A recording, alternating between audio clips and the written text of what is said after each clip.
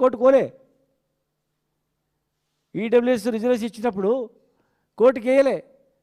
అరే నిజంగా అక్కడ పేద వర్గాల వాళ్ళు ఉన్నారు ఓసీలలో, మరి వాళ్ళకు కూడా అన్యాయం జరుగుతుంది. కేవలం ఉన్నత సంపన్న కుటుంబాలు మాత్రమే కాంట్రాక్టులు కావచ్చు, రాజకీయ పదవులు కావచ్చు, ఆ కుటుంబాలే తీసుకుంటున్నాయి. మరి సామాన్యులైనటువంటి ఓసీలలో న్యాయం జరుగుతలేదు, కరెక్టే, వాస్తవమే. మరి ఉంటే ఉండని ఎవరు కూడా పోలే. కానీ ఇవాళ మెజార్టీ ఓట్లతోనే ఎమ్మెల్యేలు, మెజార్టీ ఓట్లతోనే ఎంపీలు, మెజార్టీ ఓట్లతోనే రాజ్యం. కనీసం స్థానిక సంస్థల రిజర్వేషన్ ఇస్తే కూడా మరి కోర్టుకు పోయినారు. సరే ఎవరిని ఆదానిలేం, మేము మొదటి నుంచి చెప్తున్నాం, ఎవరైనా పోవచ్చు. అది మరి కోర్టుకు లోబడి మేము రిజర్వేషన్ అడిగాం తప్ప కోర్టుకు ఎవరు ఓనియకుండా ఆపండి రిజర్వేషన్ అడగలే. మీరు కూడా కామారెడ్డి డిక్లరేషన్లో కోర్టుకు వస్తే మాకు తెలియదు కానీ ఇస్తామంటే మీకు మీది ఏమవుతుంది, 100% ఇస్తారు, కోర్టుకు పోతుంది, కొట్టేస్తారు. చూస్తావా మీకు 100కు 100 ఇచ్చినామంటే చెల్తుంది. అది నిజాయితీ ఉండాలి కదా. ఇలా మీరు ఏం చేస్తారో తెలియదు. దయచేసి కాంగ్రెస్ ప్రభుత్వానికి మేము విజ్ఞప్తి చేస్తున్నాం, ఈ 47% రిజర్వేషన్ విషయంలో చట్టబద్ధత కలగాలి, 9th షెడ్యూల్లో చేర్చాలని మేము స్వయంగా కేసీఆర్ గారు మమ్మల్ని తమిళనాడు పంపిస్తే 2 రోజులు 3 రోజులు అక్కడ ఉండి తమిళనాడులో ఉన్నటువంటి అన్ని వర్గాల వాళ్ళతో మేము మాట్లాడి ఆ రిజర్వేషన్ ప్రక్షాళన చేసి ఎట్లా తీసుకొచ్చారని చెప్పి ఇక్కడ వచ్చి మేము ప్రభుత్వానికి చెప్పినాం. డెడికేషన్ కమిషన్ కూడా మేము వినవించినాం. అక్కడ ప్రభుత్వం ఈ రకంగా చేసింది మీరు ఇవ్వండి అని, మీరు కూడా ఇట్లా చేయండి, మీరు సహకరిస్తామని. కానీ మేము చెప్పి అక్కడ పడేసారు. నువ్వు నిజంగా ఇవ్వాలనే ఉద్దేశం లేదు కనుక పక్కకు పడేసి మీరు ఎన్ని కప్పగంతులు కొట్టినరు. ఇటు ప్రెసిడెంట్ ఆఫ్ ఇండియాకు, ఇటు గవర్నర్కి పంపించారు, ఇటు ఊరికి వచ్చారు, మళ్ళీ లాస్ట్ టికెట్కి వచ్చినారంటే కిందికి వచ్చింది, జీవో కాడికి వచ్చారు. ఇవాళ జీవో తీసుకొస్తే ఈ జీవో ద్వారా ఎన్నికైనటువంటి వాళ్ళు రేపు కొట్టేస్తే బాధ్యులు ఎవరు అని అడుగుతా ఉన్నాం మేము.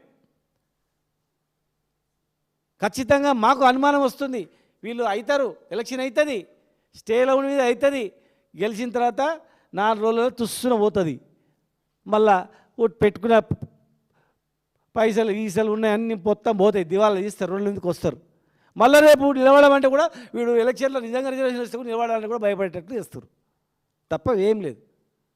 మీకు నిజాయితీ నిబద్ధత ఉంటే వెంటనే మీ చేతిలో ఉన్న ఎంబీసీ మంత్రిత్వ శాఖ ఇచ్చి మిగతా 2 పోస్టులు కూడా ఇచ్చి మీరు 9th షెడ్యూల్లో చేర్చే విధంగా మీరు పోండ్రి, చెప్పుకోండి. బీహార్లో చూడు 47% ఇచ్చినాము, మేము కొట్లాడుతున్నాం, కేంద్రం మీద పాస్ చేస్తలేదని చెప్పి అట్లా చెప్పండి.